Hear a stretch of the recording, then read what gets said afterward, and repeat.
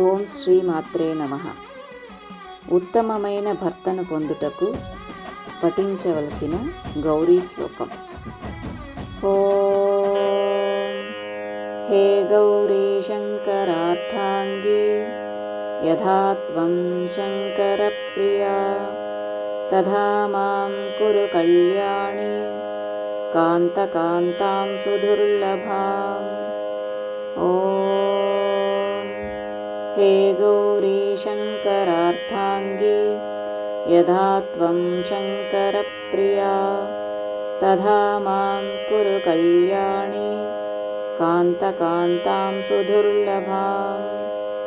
ఓం హే గౌరీ శంకరార్థాంగి యథా త్వం శంకర ప్రియా తథా మాం కురు కళ్యాణి కాంతకాంతాం సుదుర్లభాం.